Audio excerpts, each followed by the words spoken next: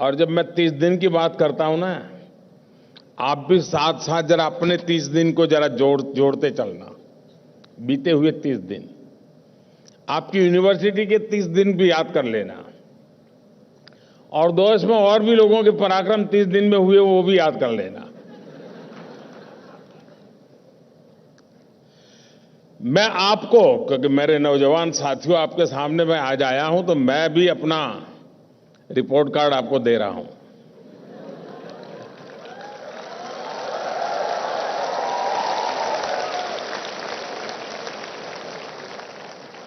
मैं आपको पिछले 30 दिन का एक रिकैप देना चाहता हूं। उससे आपको नए भारत की स्पीड और नए भारत का स्केल दोनों का पता चलेगा। साथियों, आप सबको याद होगा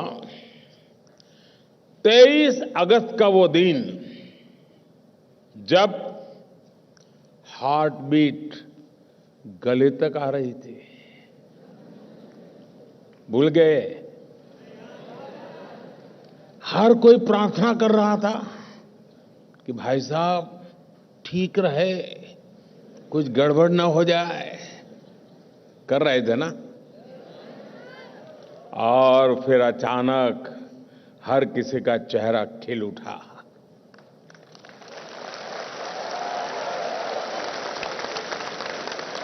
पूरी दुनिया ने भारत की आवाज सुनी, India is on the moon.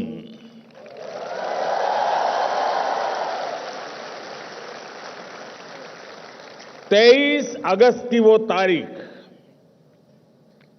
हमारे देश में नेशनल स्पेस डे के रूप में अमर हो गई है। लेकिन उसके बाद क्या हुआ? इधर मून मिशन सफल हुआ, उधर भारत ने अपना सोलर मिशन लॉन्च कर दिया।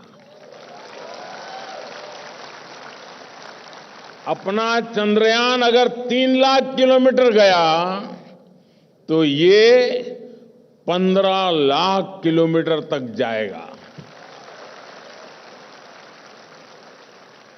आप मुझे बताइए, भारत की रेंज का कोई मुकाबला है क्या? फ्रेंड्स, पिछले 30 दिनों में भारत की डिप्लोमेसी एक नई ऊंचाई पर पहुंची है। G20 से पहले दक्षिण अफ्रीका में ब्रिक्स समिट हुई। भारत के प्रयास से ब्रिक्स कम्युनिटी में 6 नए देश शामिल हुए हैं। साउथ अफ्रीका के बाद मैं ग्रीस गया था। ये 40 साल में किसी भी भारतीय प्रधानमंत्री की पहली यात्रा थी।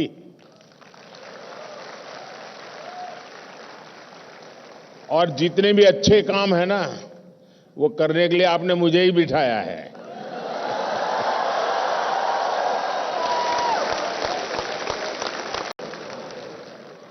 G20 समिट से ठीक पहले मेरी इंडोनेशिया में भी अनेक वर्ल्ड लीडर से मीटिंग हुई।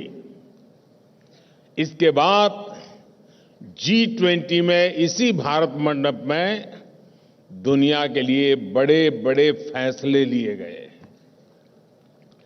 आज के पोलराइज इंटरनेशनल एटमॉस्फेयर में इतने सारे देशों को एक साथ एक मंच पर लाना छोटा काम नहीं है दोस्तों।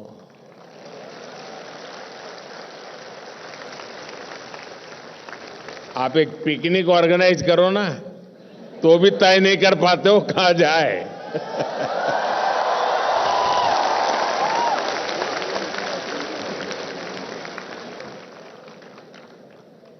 हमारे न्यू दिल्ली डिक्लेरेशन को लेकर 100% सहमति तो इंटरनेशनल हेडलाइन बनी हुई है। इस दौरान भारत ने अनेक इंपॉर्टेंट इनिशिएटिव्स और फैसलों को लीड किया।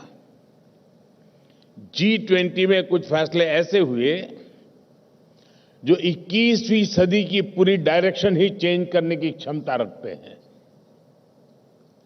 भारत की पहल पर अफ्रीकन यूनियन G20 का स्थायी सदस्य के रूप में उसको स्थान मिला।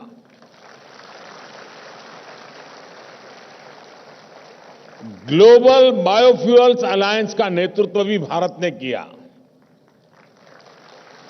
G20 समिट में ही हम सभी ने मिलकर India middle east Europe corridor बनाने का भी फैसला लिया है। ये कॉरिडोर कई महाद्वीपों को आपस में जोड़ेगा। इससे आने वाली कई शताब्दियों तक व्यापार और पर्यटन को बढ़ावा मिलने वाला है।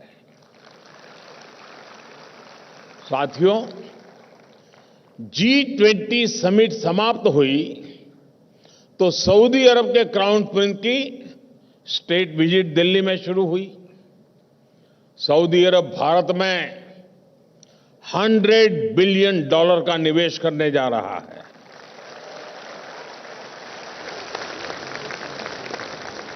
और मैं जो कथा सुना रहा हूं ना, ये 30 दिन की बता रहा हूं, फिर ऐसा नहीं यार ये तो इतना सारा।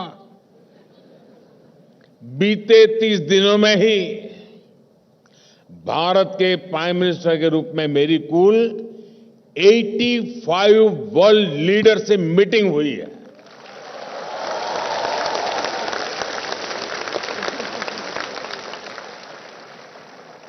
और ये करीब करीब आधी दुनिया है। आप सोच रहे होंगे कि इससे आपको क्या फायदा होगा। होता है ना, जब भारत के रिश्ते दूसरे देशों से अच्छे होते हैं, जब नए नए देश भारत के साथ जुड़ते हैं, तो भारत के लिए भी नई अपॉर्चुनिटीज बनती हैं। हमें नया साथी मिलता है, नया मार्केट मिलता है, और इन सब का फायदा मेरे देश की युवा पीढ़ी को होता है।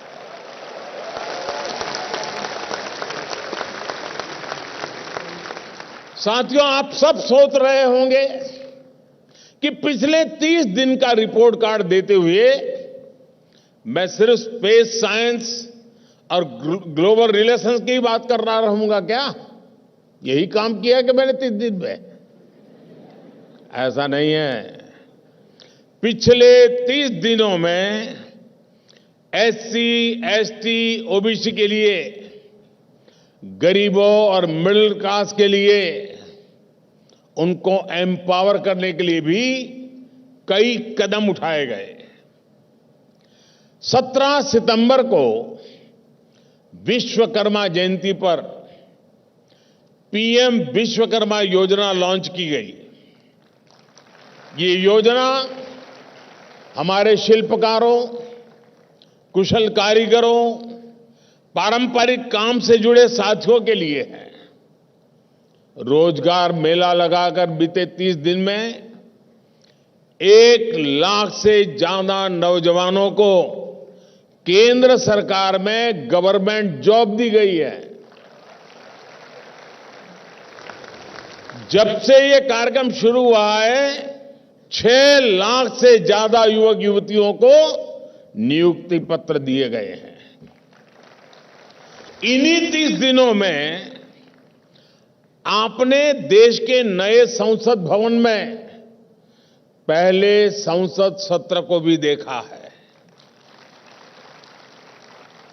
देश के नए संसद भवन में पहला विधेयक पास हुआ जिसने पूरे देश को गर्व से भर दिया है।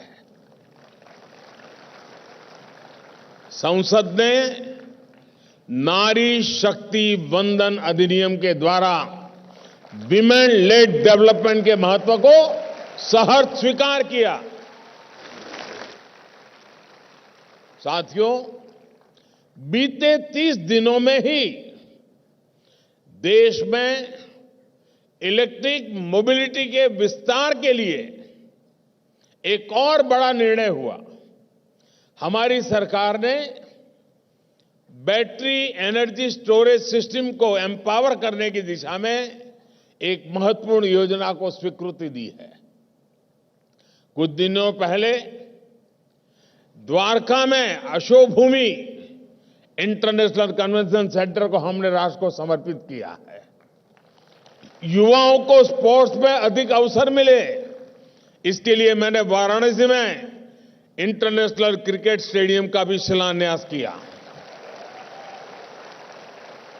2 दिन पहले मैंने 9 वंदे भारत ट्रेन्स को हरी झंडी दिखाई।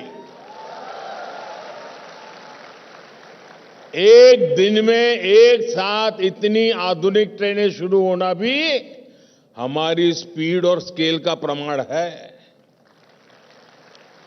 पेट्रोकेमिकल सेक्टर में भारत की आत्मनिर्भरता को बढ़ाने के लिए एक और बड़ा कदम इन 3 दिनों में हमने उठाया है। मध्य प्रदेश में स्थित एक रिफाइनरी में पेट्रोकेमिकल कॉम्प्लेक्स का शिलान्यास किया गया है। मध्य प्रदेश में ही रिन्यूएबल एनर्जी, आईटी पार्क, एक मेगा इंडस्ट्रियल पार्क और 6 नए औद्योगिक क्षेत्रों पर काम शुरू हुआ है। ये जितने भी काम मैंने गिनाए हैं, इनका सीधा संबंध युवाओं की स्किल से है, युवाओं के लिए जॉब क्रिएशन से है। ये लिस्ट इतनी लंबी है कि पूरा समय इसी में बीत जाएगा। ये 30 दिन का मेरा हिसाब मैं दे रहा था आपको। अब आपने अपना हिसाब लगाया क्या? आप ज्यादा से ज्यादा कहेंगे 2 मूवी देखी।